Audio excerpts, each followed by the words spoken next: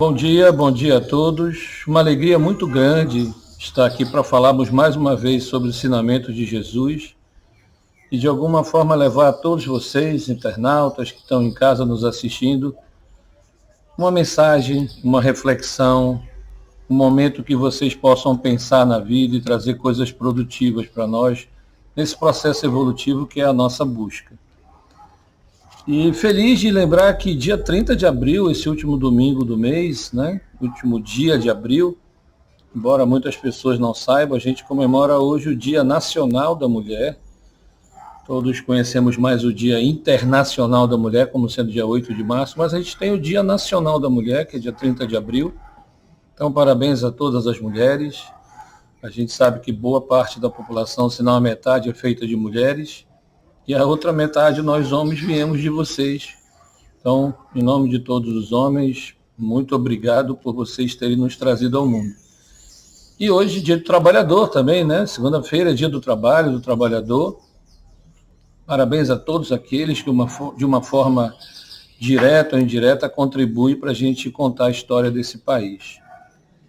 No dia 19 de março, meus amigos e minhas amigas, a nossa querida irmã Elaine nos trouxe uma palestra aqui maravilhosa, falando sobre as emoções, cujo tema era: você sabe identificar suas emoções? E nesse tema, ela trouxe a informação muito preciosa sobre emoções. Eu acho que é uma coisa que a gente precisa sempre estar discutindo e conversando, mas eu gostaria de relembrar um pouquinho, mas principalmente para tirar uma dúvida que talvez ainda fique na cabeça de alguns de vocês, que é justamente a diferença entre emoções e sentimentos. Vejam bem, tudo que acontece exterior a mim, então uma notícia que pode ser boa, que pode ser uma notícia ruim, a perda de um ente querido, uma desilusão amorosa, uma questão financeira complicada, um filho que está nas drogas, mas também uma notícia boa, uma promoção no trabalho, a gravidez de alguém da família, o nascimento de uma criança na família, tudo isso vai causar em nós, seres humanos, uma reação. E essa reação, ela acontece de fora para dentro. E isso mexe, altera um pouco o nosso lado bioquímico. A gente tem uma reação a isso. E essa reação é a que nós chamamos de emoção. Por ela acontecer sempre por um fato exterior, de fora para dentro, a gente fala que ela é passageira. Por isso que muitas pessoas, quando a gente não está bem, o primeiro conselho que a gente ouve, que nós já estamos cansados de ouvir esse mesmo conselho sempre, é: vai passar. Fique tranquilo, porque isso vai passar, porque realmente vai passar. Essas reações que nós temos de alguma coisa que aconteceu de fora para dentro, elas são passageiras. Em algum momento, algumas pessoas com mais tempo, outras pessoas com menos tempo, elas vão se dissipando e vão passar. O que a gente tem que ter muito cuidado é o que fica dentro de nós, é esse filtro. O que dessa reação, o que dessa emoção que nós sentimos, vai ficar dentro de nós. Aí passa a ser uma coisa de dentro para fora. E isso que fica guardado dentro de nós, né, esse filtro que a gente faz, esse aprendizado, o que fica aqui conosco, é o que nós chamamos de sentimento. E é por isso que a gente tem que ter muito cuidado. Porque às vezes uma emoção que você tenha de raiva, se você cultiva essa raiva por muito tempo, em algum momento, ela pode se transformar num sentimento de rancor, de ódio, que aí passa a ser muito perigoso para você, principalmente em relação aos seus pensamentos. E a gente já viu aqui em inúmeras palestras a importância que nós temos que dar para os nossos pensamentos. E é sobre essas emoções que nós vamos conversar. Vejam, as emoções básicas, elas fazem parte do desenvolvimento do ser humano. E nós vamos tratar, pelos próximos meses, de 4, que são consideradas emoções básicas no desenvolvimento, que é o medo, a raiva, a tristeza e a alegria. Acredite, essas 4 emoções fazem parte do nosso desenvolvimento. Nós temos que senti-las, presenciá-las, vivenciá-las. Se a gente não tem esse entendimento, se a gente não consegue perceber isso na nossa vida, alguma coisa está errada. A nossa grande questão é o que fazer com essas emoções. Qual é o lugar que ela cabe dentro da nossa vida? Em algum momento essas emoções podem ser um problema para a gente, podem virar um transtorno. É essa a nossa proposta, que nos próximos meses, de forma separada, a gente trate cada uma dessas emoções. A gente vai fazer isso muito utilizando o livro do Marlon Reikdal, que é o Cultivo das Emoções. E hoje, em especial, nós vamos tratar do medo. Será que dá medo a gente falar do medo? Olha, o medo ela é uma emoção primitiva, é uma emoção básica. Ela está ligada muito ao nosso sentido de preservação, ao nosso sentido de sobrevivência.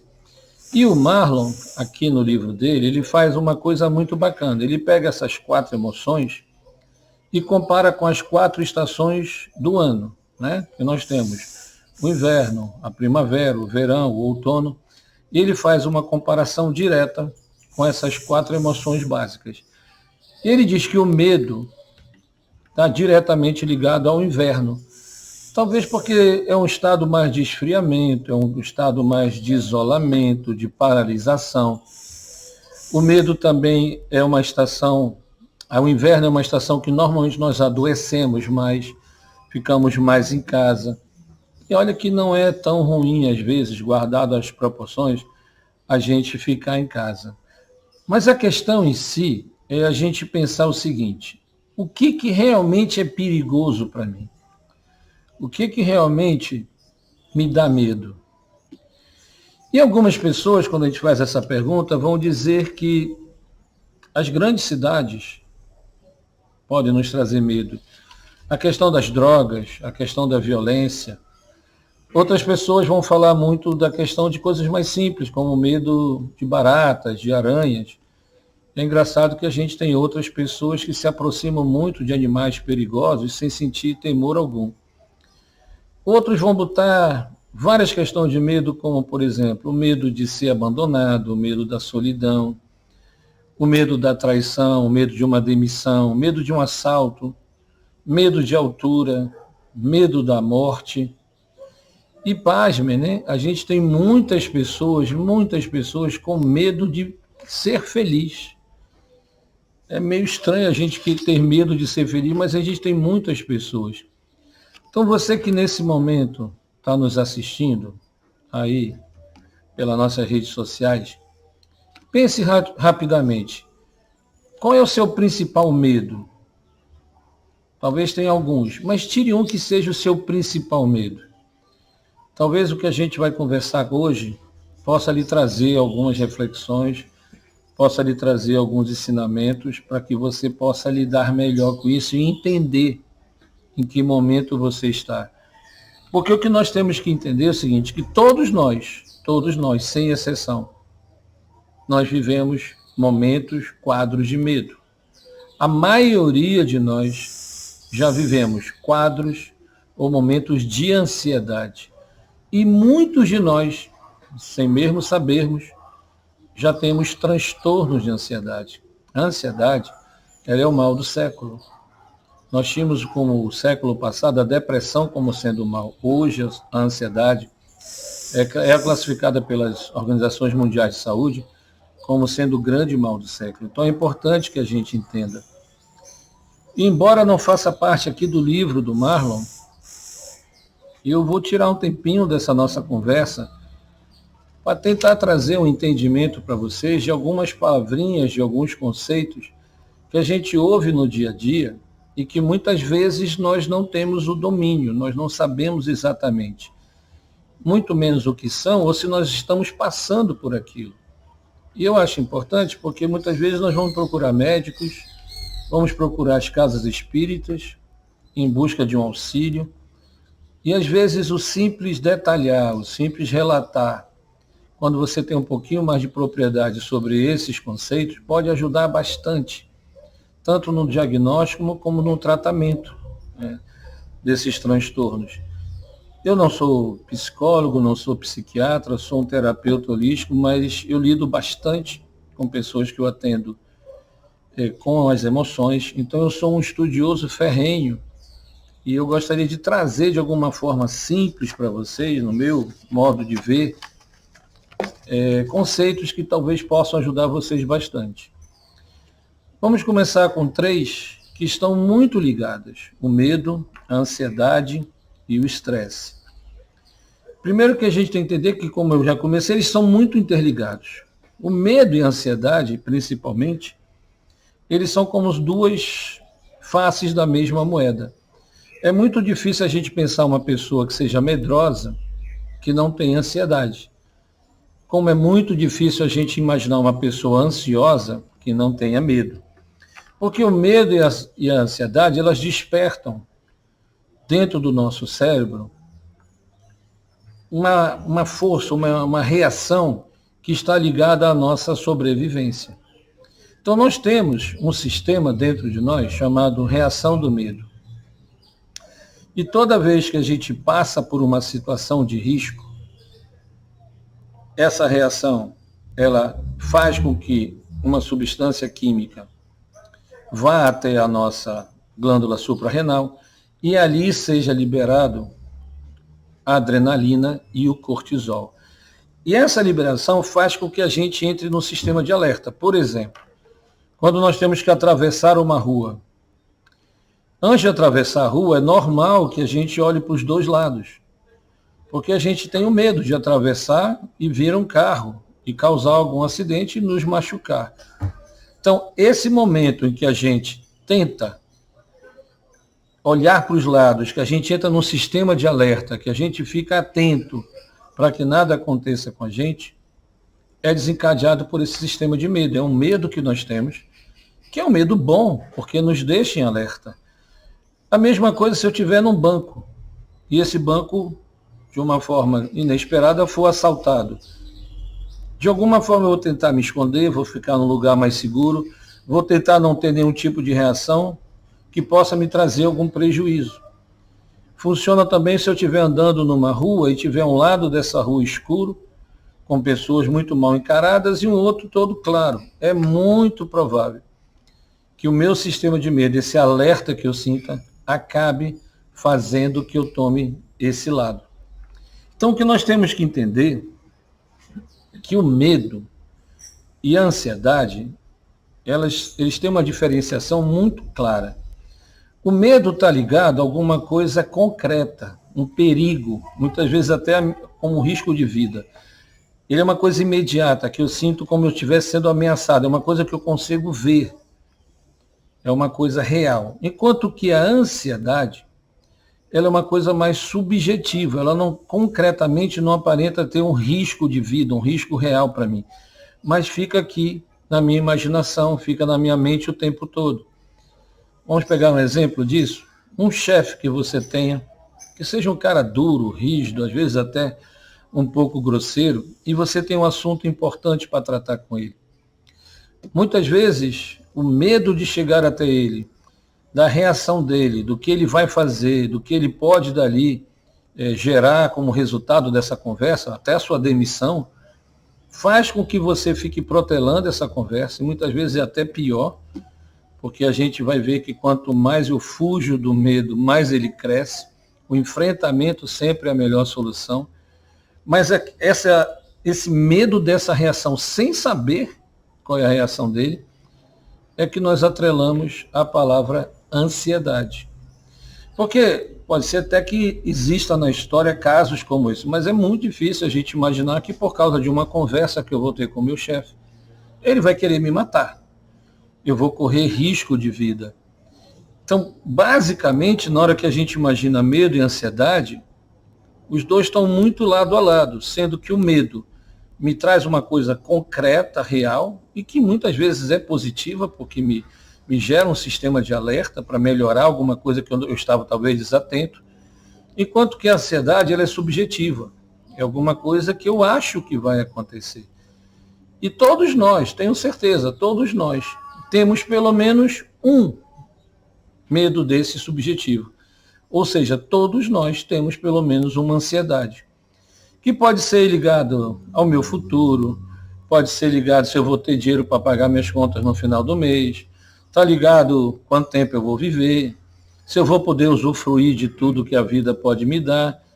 São ansiedades comuns que todos nós, em algum momento, demonstramos. Então, talvez vocês que estão nos assistindo nem tivesse a ideia, alguém perguntasse, você tem ansiedade? Eu falei, não tenho ansiedade. Sim, todos nós temos algum medo subjetivo.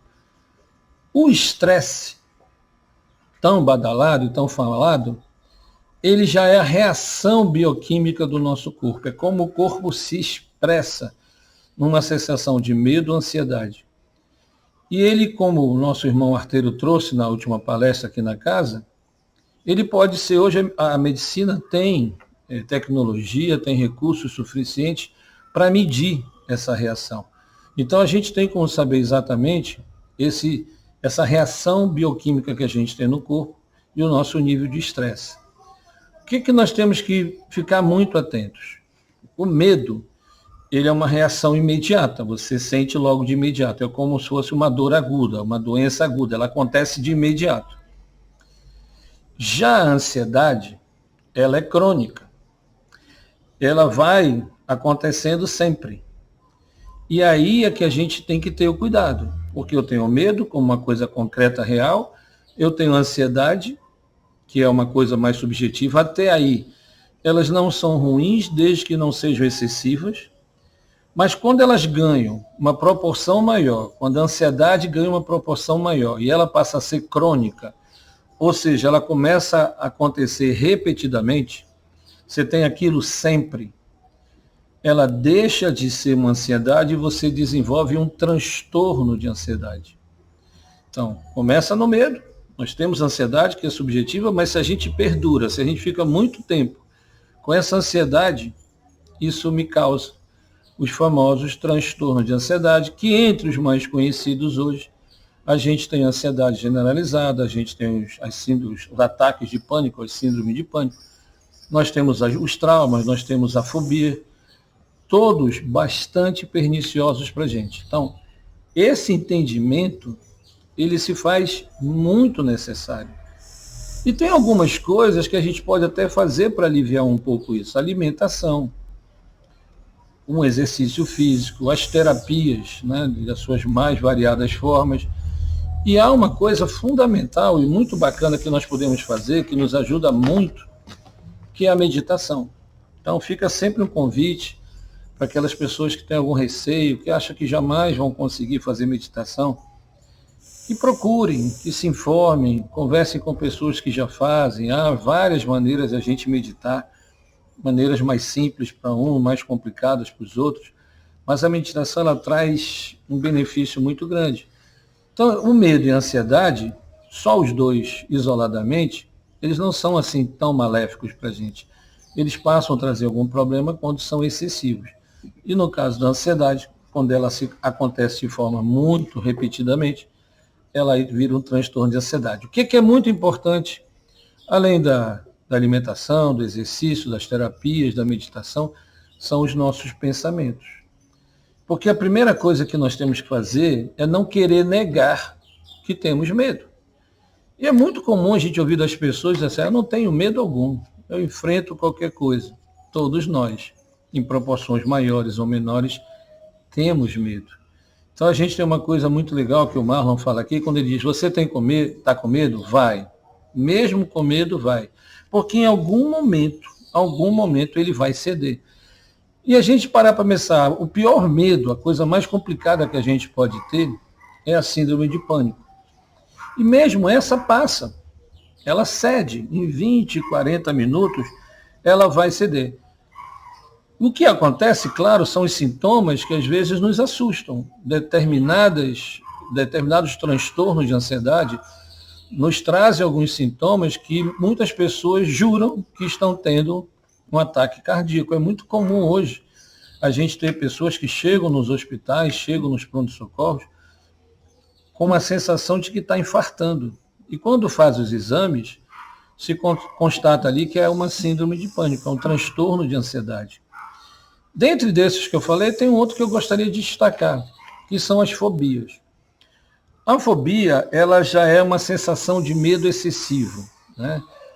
Geralmente, ela ela causa alguma coisa de prejuízo para a gente, porque a gente passa a ter muito sofrimento, a gente começa a evitar, por exemplo, de sair de casa, com medo de enfrentar aquilo lá fora, a gente só se sente seguro mais em casa. Então sair é um grande problema para a gente. E a fobia, ela traz esse tipo de sintomas que eu falei para vocês.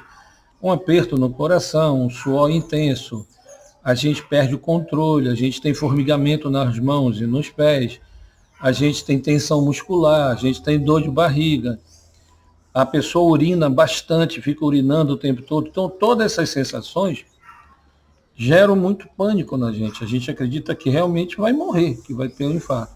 E muitas vezes são causadas apenas pelas fobias. E a fobia, ela tem um outro lado não muito bacana, que ela gera em todos nós muitos pensamentos negativos. E nós já vimos aqui, em várias ocasiões, o quanto o pensamento negativo ele nos causa mal. Bom, há muitas fobias. A gente poderia fazer aqui uma outra palestra só falando de fobias. Mas eu quero destacar algumas que são as que a gente mais enfrenta no dia a dia hoje. A primeira, que é a top, a número 1 do ranking, vamos dizer assim, é a fobia social. É aquela fobia que a gente tem medo de se expor na frente dos outros, num grupo, na sociedade em si, às vezes na família. Você tem medo de falar, tem medo de se expor, medo de colocar suas ideias, porque você acha que vai ser um fracasso, que ninguém vai gostar do que você vai falar, ou das suas atitudes, e você se apequena, trazendo prejuízo, às vezes, de convívio familiar, muitas vezes no trabalho, porque você poderia se desenvolver muito mais no seu trabalho, ganhar um destaque maior, e a fobia social, ela faz com que você se encolha. Uma outra fobia que a gente tem muito comum, que tem um nome bem engraçado, que é a agorafobia, né? A agorafobia, ela é aquela fobia em que a pessoa ela só se sente segura num determinado espaço. Então, geralmente é a sua casa. E às vezes ela se agrava tanto que é só o seu quarto. Fora do seu quarto, da sua casa, qualquer lugar que você vá, você se sente desprotegido, você se sente fora de padrão ali, inadequadamente naquele local. E todas aquelas sensações que a gente falou ali, de suor, o aperto no coração, do formigamento, elas podem aparecer pelo simples fato de você sair da sua casa. Então veja como as fobias, elas podem trazer prejuízos muito grandes para a gente. E tem fobias de todo tipo, fobia de aranha, fobia de barata, fobia de cachorro, muitas pessoas têm medo de cachorro, fobia de gatos, fobia de altura, de sangue, de agulha, de feridas. São inúmeras as fobias que a gente tem. E tem uma que é a última, digamos assim, mais moderna, mas que eu acho que faz parte da vida de muitas pessoas, que é a nomofobia.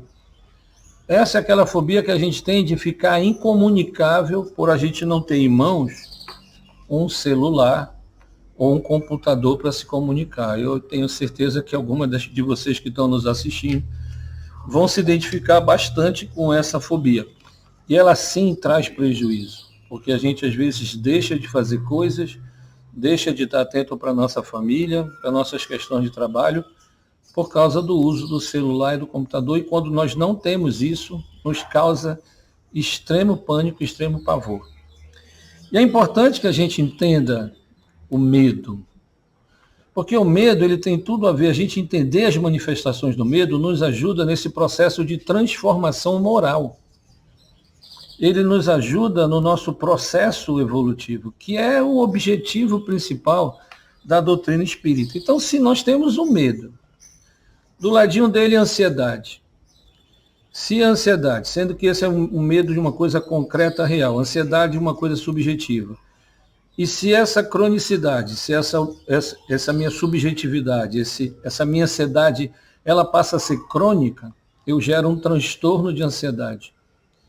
E aí vai essas ramificações que a gente colocou para vocês aqui, a síndrome de pânico, a ansiedade generalizada, as fobias, os traumas.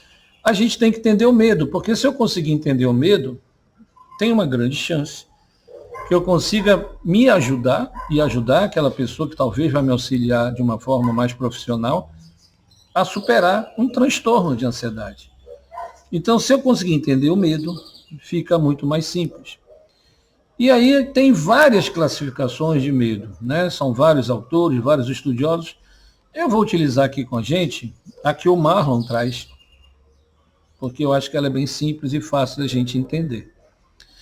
O Marlon diz que nosso primeiro tipo de medo é a da sobrevivência do ser. E esse é bom. É aquele medo que a gente falou que a gente olha para os lados antes de atravessar a rua, que a gente tenta se proteger de uma situação de perigo. Às vezes você tem na sua rua, se sente seguro naquela rua, até que as casas todas começam a ser assaltadas. Isso vai gerar em você um alerta. Você quer sobreviver, não quer ser assaltado, não quer correr esse risco e acaba colocando um alarme, rede de proteção na sua casa, cerca, e vai. Então esse da sobrevivência do ser é um tipo de medo que a gente não deve eliminar, porque ele nos ajuda, é um medo bom. Ele nos ajuda de alguma forma a sobrevivermos. O segundo tipo de medo que o Marlon diz que nós temos são os medos imaginários. E eles estão muito ligados, às vezes, às crenças das crianças. Então, talvez vocês aí de casa, com seus filhos, ou você mesmo, ou parentes que vocês conheçam, amigos, tem aquela criança, por exemplo, que tem certeza que embaixo da cama dela tem um monstro. Isso causa um medo excessivo naquela criança, porque ela sente até a respiração do monstro ali embaixo. E geralmente ela corre para o quarto do pai, da mãe, pedindo ajuda. E ao invés da mãe e do pai darem uma atenção especial para isso e de alguma forma, seja por eles mesmos, seja com a ajuda de um profissional, retirar esse temor dessa criança, não, ainda vão gritar com a criança, vai dormir, senão eu vou lhe colocar de castigo, vai apanhar. E a criança volta. Se encobre todinha ali na coberta, né? Morrendo de medo. Isso não é tratado, vem essa cronicidade que a gente falou, vai gerar uma ansiedade e logo depois, sendo crônica, vira um transtorno, vira um trauma. Então a gente tem, não sei se é o caso de vocês, né? A gente não consegue olhar para a cara de vocês sorrindo ou balançando a cabeça, mas muitos de nós ainda só conseguimos dormir se tiver pelo menos um pontinho de luz acesa, seja no corredor, no banheiro, mas não consegue dormir com a luz totalmente apagada. Muitas vezes, se a gente for buscar lá atrás, na nossa infância, nós vamos entender. Então, esses são medos imaginários que precisam, de alguma forma, serem tratados. Aí nós temos os medos que o Marlon diz que são por condicionamento. Muitas vezes não são nossos e nós somos condicionados a sentir esse medo. Por exemplo, você não tem medo de elevador, você é um adolescente, é um jovem, e você entra no elevador e uma das pessoas que está dentro daquele elevador fala, olha, semana passada eu estava no elevador, ele parou, ficamos horas, começou a sufocar, faltar ar, quase que eu morro lá dentro. E a sua mãe do seu lado fala, olha, se isso acontecer aqui, eu tenho um ataque do coração, morro aqui. Quando você sai do elevador, é normal que você comece a ter medo disso. E é capaz que quando você chega em uma outra situação que tem um elevador, uma escada, você faça a opção pela escada. Porque isso foi condicionado a você. Um outro que a gente pode destacar aqui como por condicionamento, muitas vezes é com tempestades, com raios, com trovões, né? Isso aconteceu, uma experiência comigo, jogando futebol, de um raio cair muito perto de onde nós estávamos, e a partir daquele dia, toda vez que vinha uma tempestade, vinha um temporal, como a gente chama aqui, com raios e trovões, isso me trazia bastante temor. Até que, né, meu pai falou assim, olha, preste atenção que o raio não é o problema. Porque o raio é o grande vilão. Quando ele passa, aquele trovão, aquele barulho que a gente ouve, que é o que às vezes nos assusta muito, ali já passou o perigo. Então, quando vier o trovão, você começa a contar. 1, 2, 3, 4, até que vem o próximo. Veio o próximo, você conta o próximo. Você vai ver que essa distância, essa contagem vai ficando cada vez maior. Isso quer dizer que a tempestade está passando.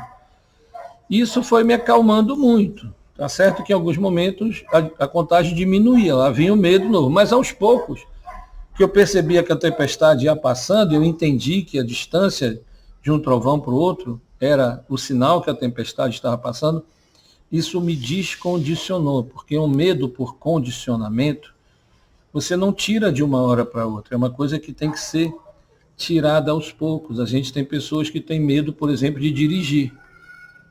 Você não tem como comprar um carro, enfiar a pessoa lá dentro e dizer assim, sai dirigindo que você vai perder o medo. Não é assim. Talvez se você mora, por exemplo, num condomínio, dá para você ir da sua garagem até a portaria com aquela pessoa. 1, 2, 3 vezes. Depois, peça para ela ir sozinha, da garagem até a portaria. Depois dá uma volta no quarteirão junto com ela. Depois a pessoa dá a volta sozinha. Você vai aos poucos descondicionando. Então esse é um medo que a gente também pode ajudar bastante as pessoas. Pois o Marlon fala que nós temos os traumas, que já é um transtorno. Os traumas, a gente tem que ter assim sempre muito cuidado, porque ele é um medo excessivo, é uma situação muito particular, muitas vezes é um abuso, muitas vezes é um estupro. São pessoas que têm extrema dificuldade de superar isso, de suportar isso. É constrangedor. A gente tem que ter uma atenção muito grande, é um dos medos, uma das classificações do medo que realmente a gente indica muito que se faça uso de uma pessoa, de um profissional para lhe ajudar, porque muitas vezes esse medo, esse trauma, ele está ligado a alguma coisa dessa vida, mas pode ser de uma vida passada. E o cuidado que nós temos que ter junto de pessoas que passaram por traumas é muitas vezes a gente não querer insistir que aquela pessoa falhe o tempo todo naquele trauma. Porque ela revive aquela situação e para o nosso cérebro, tanto faz se a situação foi 10 anos atrás ou se é hoje, quando eu estou contando, o efeito é igual. Eu sinto as mesmas coisas de 10 anos atrás. Então, reviver aquilo nem sempre é o melhor, a não ser que seja através de um profissional. E a gente tem que ter esse cuidado. E as pessoas que também passaram por trauma, é o cuidado que você tem que ter, porque nem sempre, a não ser que você se sinta muito seguro e tenha certeza que aquilo vai melhorar, de você expor isso. É um cuidado que a gente tem que ter muito grande com os traumas. E o último tipo de medo, que é o que vai nos levar assim, vai nos encaminhar para o final, praticamente, da nossa palestra, são os medos do ego adoecido, que ele classificou de medos egóicos. Porque, vejam, vamos só relembrar que esse medo que está ligado à nossa sobrevivência do ser, à nossa preservação, esse é um medo bom. Eu não preciso me preocupar, não preciso querer cortar. Às vezes a gente pode ficar numa dúvida. O que é que eu faço? Eu alimento mais esse medo ou eu corto esses medos que são os egóicos, do ego adoecido? Sempre é uma dúvida. Talvez a combinação dos dois funcione muito bem. Você sempre está usando o seu sistema de alerta, mas se olhando, o autoconhecimento, se olhando para dentro, vendo dentro de você o que está errado, onde é que o seu ego está mexendo com você. E é porque algumas pessoas preferem ficar com a sua fama, né, lá no alto, do que acabar se tirando as suas máscaras, mostrando quem é realmente, e passar como um desmascarado, um derrotado.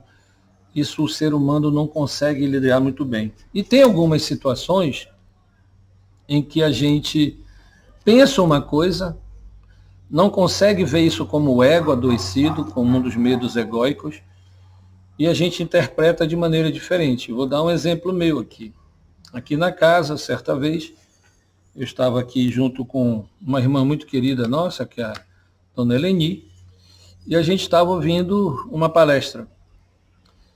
E aí, em algum momento da palestra, a pessoa falou que chamar, às vezes, as pessoas para falarem, fazerem perguntas, ou mesmo fazer uma prece, uma oração no final, as pessoas tinham muito medo. E que, na verdade, esse medo era orgulho, era egoísmo, era esse ego adoecido. E na minha imaginação, naquela época, eu imaginava isso como vergonha. Mas depois que a gente vai estudando, vai se aprofundando na doutrina, vai lendo, vai lidando com as pessoas, a gente percebe que realmente é o ego adoecido. É talvez um temor que a gente tenha de ali fazer a prece, fazer a oração, e a gente errar, a gente não fazer com palavras tão bonitas, porque tem uma outra pessoa da casa que quando faz as preces é tão linda, as palavras saem tão bonitas e as minhas, quando na verdade um Pai Nosso que você venha fazer aqui na frente, o Senhor, muito obrigado pelo dia de hoje, se é do fundo do seu coração já é o suficiente. Mas a vergonha de como nós vamos ser julgados pelos outros, esse medo, vamos tirar a palavra vergonha, né? O medo desse julgamento, de nós não sermos tão bons como a gente acha que nós somos, ele é prejudicial. Ele acaba fazendo que a gente não coloque para fora muitas coisas que nós gostaríamos de poder falar. Perguntas que a gente sempre tem aqui no final das palestras, muitas pessoas têm perguntas boas para fazer, mas tem medo de perguntar. Tem medo da pergunta ser simples ou não ter nenhum sentido. E deixam de fazer perguntas que ajudariam todos que estão aqui, vocês que estão em casa. Esse é o medo do ego, é o medo do julgamento. Lembrando que o nosso pior e principal julgador somos nós mesmos. Agora, se a gente trouxer a figura do nosso modelo e guia, Mestre Jesus, a gente fica pensando que Jesus teve seus medos. Mas ele não se paralisou. Pelo contrário, ele usou esse medo para ele enfrentar as situações que ele teve que passar, onde o mal ainda predomina no mundo. Mas já pensou se Jesus tivesse medo de ser aceito? Se ele tivesse medo de errar? Como é que seria? Como é que estaríamos nós todos hoje? E os seus apóstolos, que tinham que levar a palavra cristã, a fé cristã para tantas pessoas? Como é que seria se eles também tivessem esse medo? E olha que eles usaram bastante aquele medo que nós falamos de sobrevivência, porque eles tiveram que se encontrar em catacumbas, de madrugada, escondidos para não serem pegos e serem mortos. Mas mesmo assim, eles iam para frente, né, digamos assim, de batalha, iam levar a palavra de Jesus, do Cristo, enfrentando a tudo e a todos. Então não tinha aí o ego de serem ridicularizados, de falarem coisas que as pessoas iam achar absurdas. Graças a Deus, senão a nossa fé cristã hoje estaria bastante comprometida. E isso acontece conosco. A gente muitas vezes não dá e não nos mostramos da melhor maneira que a gente poderia no mundo. A gente deixa de viver coisas, a gente deixa de falar coisas, deixa de se expor com medo do julgamento do próximo. Numa sociedade ainda muito doente, que a gente tem a falsa ideia ainda de que para ser feliz é o quanto nós somos amados. É errado. Para nós sermos felizes, é o quanto nós amamos. Isso vai se reverberando em várias coisas, nos lares, nas suas famílias. Quantas vezes você deixou de dizer para os seus familiares, eu te amo, você é muito importante para mim? Com esse ego, o que é que vão achar de mim, o que é que vão falar de mim? Pensem nos filhos de vocês, nos sobrinhos, nas crianças. Quantos conseguem falar em nome de Jesus? É mico, né? Para alguma das crianças. Os casamentos, talvez eles não se desgastassem tanto se sempre se mantivesse aquele olhar de amor e a gente não tivesse medo de falar o que sente para o outro, para não parecer vulnerável, frágil. Eu vou falar que eu amo, ele vai deitar e rolar, vai fazer o que ele bem quer. Pedir perdão, pedir desculpas, como é difícil para nós, porque a gente quer pedir perdão e a pessoa desculpe a gente, ela não pode dizer não. E a gente às vezes já vai pedir perdão acusando. Estou te pedindo perdão, mas você também fez isso. Não é, na hora que a gente vai de coração aberto, não se achando o melhor, não se achando o dono da razão, essa é a melhor forma de pedir perdão. E é isso que a gente tem que começar a entender. A gente tem que parar de achar que nós somos os melhores, que nós estamos certos em tudo, que a nossa opinião é a única que vale. É o ego adoecido lá dentro. É isso que nos gera grande problema, esse medo dessa exposição, esse medo de tirar as máscaras. Isso é o que nos causa o maior problema. E a gente tem que pensar, a gente quer ficar nessa posição aqui no alto, como sendo o bambambam, o maioral, o melhor de todos? Ou será que nós vamos ter realmente força para entender que esses medos, na verdade, são oportunidades que Deus está nos dando de que a gente possa evoluir cada vez mais? Olha, meus amigos, minhas amigas, meus irmãos e irmãs, há muitas formas, há muitas terapias, há muitos tratamentos, há muitos auxílios, mas se nós pudéssemos destacar a melhor terapia de todas para vencer os nossos medos, sejam os traumas, sejam os transtornos, sejam os egóicos, seria a gente jamais esquecer e termos a irrestrita confiança em Deus, que criou um mundo com objetivos muito, muito elevados e que nos olha com um carinho muito grande, com uma atenção muito grande a tudo que nós fazemos e às nossas ações. E eu, para encerrar, vou trazer duas coisinhas aqui. Primeiro que eu não poderia fazer uma palestra nossa sem trazer uma historinha. E a historinha que eu vou trazer hoje é para que você pense em casa, para você reflita. Eu não vou dar resposta, vai ficar a cargo de cada um de vocês na situação que vocês quiserem colocar. E ela fala de um cavalo e de uma borboletinha de asas coloridas, uma amizade não muito provável. E esse cavalo morava numa fazenda, uma área restrita que ele ficava, e todas as manhãs ele recebia a visita dessa borboletinha, que lhe dava bom dia. E o cavalo primeiro dava um coice nela, mas depois dava um sorriso dos mais belos possíveis. E a borboletinha ia embora, não com a imagem do coice, mas com aquela imagem do sorriso. E voava, ela passeava a floresta toda, tinha muitos amigos, amigas, mas o cavalo ela tinha um carinho muito especial. E todas as manhãs ela recebia um coice e recebia aquele sorriso belo. Um belo dia o cavalo falou que ele ia ficar no lugar mais restrito ainda, porque iam colocar um cabresto nele. E era pesado, ele pediu que ela ajudasse a colocar o cabresto. E uma borboletinha, a força que ela tinha era mínima. Mas mesmo com um pouquinho que ela tinha, ela tentava ajudar. Mesmo assim, ganhava o coice e o sorriso. Passado um tempo, um belo dia, a borboletinha não apareceu para dar bom dia para o cavalo, no segundo dia, no terceiro, até que ele sentiu aquela falta muito grande da borboletinha, fugiu da sua fazenda e foi atrás, na floresta da borboletinha.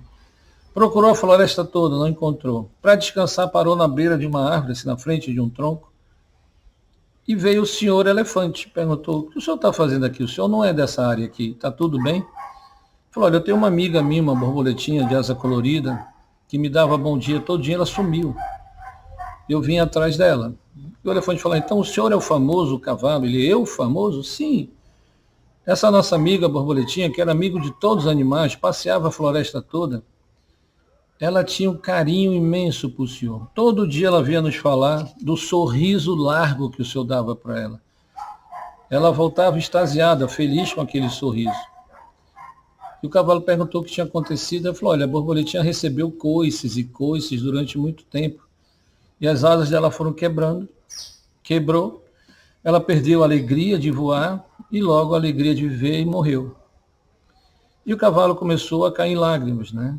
Falou: puxa, mas ela não me chamou para vir aqui vê-la? Olha, nós quisemos muito procurar o senhor, mas ela disse assim: não, ele tem um cabresto muito pesado, faz um esforço muito grande para carregar aqui. Ele vai chegar aqui talvez em sofrimento, eu quero continuar guardando aquele sorriso largo. Então, apesar de todos os coices, que ela nunca reportou para os outros animais, ficou nela sempre aquele sorriso largo. Então a pergunta que eu deixo para vocês é: na vida de vocês, na família, no trabalho, no círculo de amizade, de inimizade, na casa espírita, na igreja, quem vocês são? A borboletinha ou o cavalo? Bom, eu vou, por último, deixar aqui uma mensagem que eu queria que vocês prestassem muita atenção. É de uma pessoa chamada Bert Hellinger. Ele é considerado o pai da constelação familiar. E o título dessa mensagem é A Vida.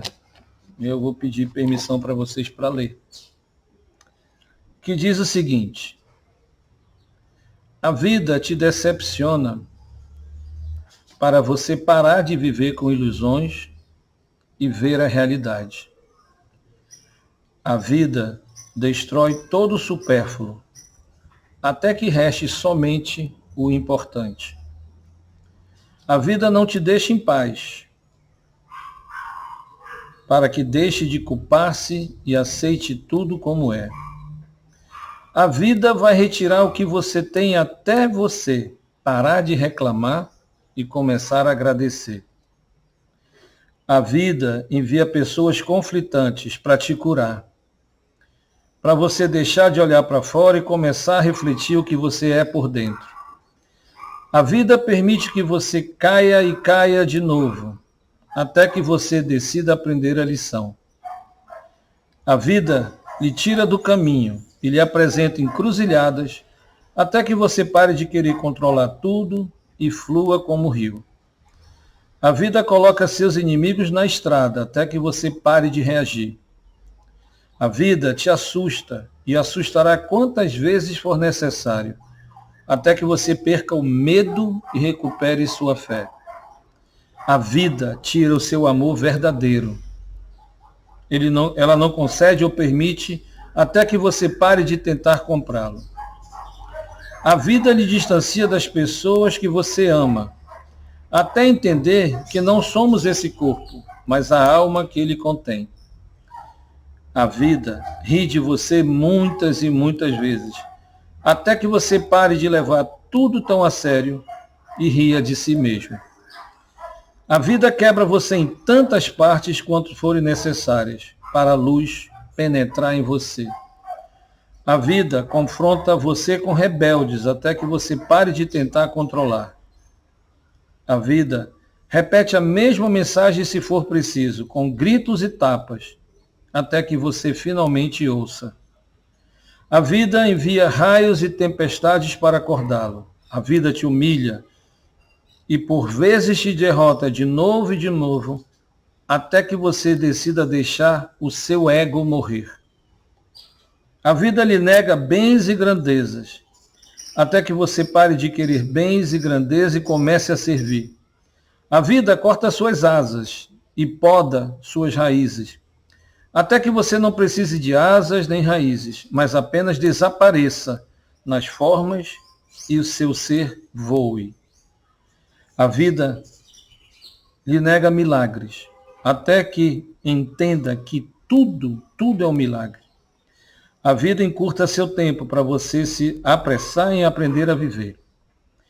A vida te ridiculariza, até que você se torne nada, ninguém, para então tornar-se tudo.